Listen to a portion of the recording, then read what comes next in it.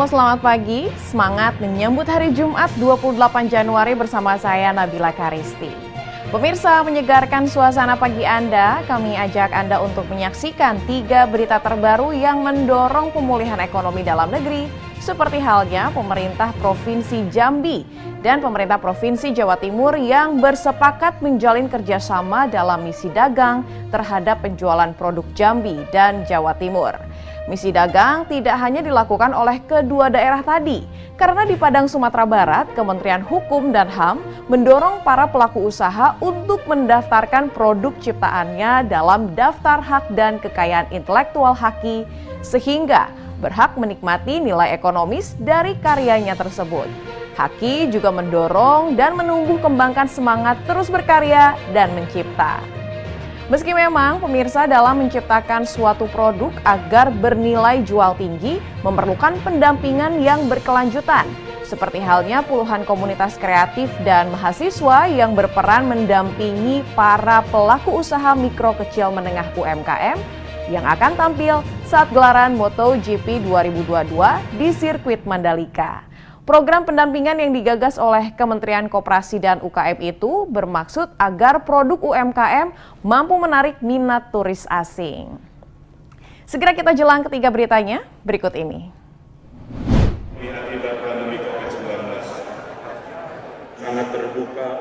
Provinsi Jambi dan Provinsi Jawa Timur Kamis 27 Januari menjalin kerjasama misi dagang dan investasi antar daerah yang diyakini mampu memberikan dampak signifikan, khususnya di bidang ekonomi bagi kedua provinsi. Gubernur Jawa Timur Khofifah Indar Parawansa mengatakan perdagangan antar wilayah memberikan kontribusi yang cukup signifikan bagi neraca perdagangan barang dan jasa untuk Provinsi Jatim. Sebab berdasarkan data BPS, surplus perdagangan barang dan jasa Jatim lebih banyak disumbangkan oleh perdagangan antar daerah. Untuk produk yang dijual dari Jawa Timur ke Jambi, diantaranya barang-barang elektronik, beras, cabai, pakaian, dan suku cadang kendaraan bermotor. Sebaliknya komoditas yang dibeli Jawa Timur dari Jambi diantaranya berupa kayu manis, CPO, kopi, serta kayu dan olahan kayu. Sementara itu, Asisten Perekonomian dan Pembangunan Setda Provinsi Jambi Agus Sunaryo berharap misi dagang Jawa Timur dengan Provinsi Jambi mampu meningkatkan neraca perdagangan antar daerah. Kita saling menemukan antara trader dan buyer, meskipun secara virtual mereka bisa melakukan, secara online mereka bisa melakukan, tapi pada posisi tertentu kita memang perlu mengantarkan antara trader dan buyer dari Jawa Timur ke provinsi yang menjadi mitra dagang kami. Dan untuk Provinsi Jambi ke Jawa Timur itu saat ini juga masih didominasi oleh bahan-bahan baku, belum bahan siap untuk komersil produksi akhir, belum. Jelas produk-produk unggulan potensi yang ada di Provinsi Jambi nanti bisa dijual ke Provinsi Jawa Timur, begitu juga Jawa Timur nanti ada terutama produk-produk jadinya nanti untuk Provinsi Jambi.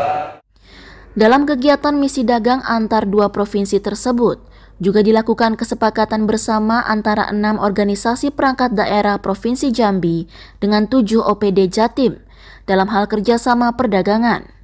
Dalam kegiatan misi dagang itu juga digelar penjualan produk, baik dari Jambi maupun dari Jawa Timur. Dari kegiatan tersebut, nilai transaksi yang diperoleh mencapai 100 miliar rupiah lebih dengan 35 transaksi. Dari kota Jambi, Dodi Saputra, Kantor Berita Antara mewartakan.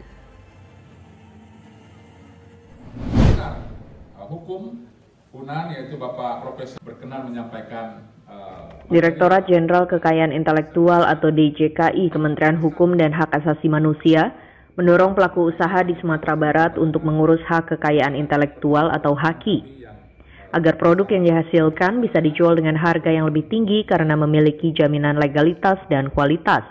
Langkah tersebut seperti dijelaskan pelaksana tugas Direktur Jenderal Kekayaan Intelektual Kemenkumham Razielu dalam perhelatan promosi dan diseminasi kekayaan intelektual komunal di Kota Padang pada 27 Januari.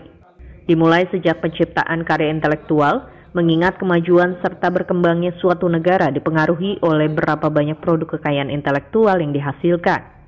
Pihaknya Lanjut Razilu saat ini telah memiliki aplikasi berbasis digital yang memungkinkan pemohon untuk mendaftarkan pelindungan haki dari manapun dan kapanpun. Bahkan untuk pencatatan hak cipta, Menteri Hukum dan HAM Yasona Laoly juga telah meluncurkan persetujuan otomatis pencatatan hak cipta pada 6 Januari 2021. Yang dapat menyelesaikan permohonan kurang dari 10 menit. Kepada seluruh pelaku usaha, supaya mereka mendaftarkan kekayaan intelektual yang mereka miliki, apakah itu merek, hak cipta, desain industri, ataupun paten, termasuk kabupaten kota, terkait dengan kekayaan intelektual komunal. Selain itu, DJKI juga mendorong agar dibentuk program Satu Desa Satu Haki, mengingat mencatat saat ini ada sekitar 64 juta UMKM di Indonesia. Namun yang memiliki merek dan pengemasan yang baik baru sekitar 5 juta UMKM. Sementara di Sumbar ada 3 ribuan pendaftar haki pada tahun 2021. Dari Kota Padang, Sumatera Barat, Melani Friati, Kantor Berita Antara mewartakan.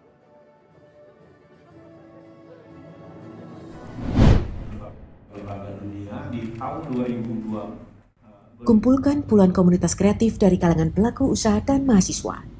Menteri Koperasi dan Usaha Kecil dan Menengah Teten Mas Duki pada Kamis 27 Januari memaparkan strategi model bisnis yang akan diterapkan bagi ribuan pelaku UMKM untuk gelaran MotoGP 2022 mendatang. Strategi ini menurutnya akan menjadi inovasi yang ke depan melalui sederet penyelenggaraan kegiatan berskala internasional di Indonesia, pusat pengembangan produk UMKM akan terbentuk sehingga dapat terkoneksi langsung dengan pasar ekspor. Teten Mas Duki mengatakan bahwa dari komunitas kreatif yang saling bersinergi akan lahir UMKM yang tangguh dan mampu bersaing dengan produk luar negeri. Demikian juga dengan kualitas produk yang ke depan memiliki branding atau penjenamaan tersendiri sebagai negara penghasil produk unggul. Nah, ini yang kita harus segera siapkan ya, supaya UMKM di NTB ini bisa memanfaatkan MotoGP dan bukan hanya MotoGP, nanti Superbike yang mungkin nanti ada 3 kali event setahun. Ini cukup besar, tapi memang harus disiapkan produknya yang sesuai dengan kebutuhan dari para penonton MotoGP. Nah, jadi perlu ada proses pendampingan, terutama bagi UMKM yang produknya relevan untuk dijual di MotoGP. Diketahui, pemerintah telah mengakomodasi lebih dari 1.100 produk UMKM dari seluruh daerah sebagai penyedia souvenir saat MotoGP 2022 bulan Maret mendatang. Seluruh produk souvenir ini akan ditempatkan di 12 titik utama, mulai dari pintu kunjungan wisata hingga di dalam kawasan sirkuit Mandalika.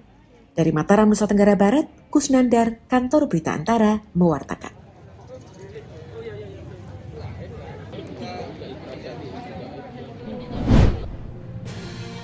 Pemirsa, Anda dapat terus memantau perkembangan informasi baru lainnya yang tayang pada antaranews.com dan kanal YouTube Antara TV Indonesia, serta program menarik lainnya di UCTV. Selamat menikmati menu sarapan pagi Anda. Saya akan kembali lagi siang nanti pukul 13 waktu Indonesia Barat. Sampai jumpa.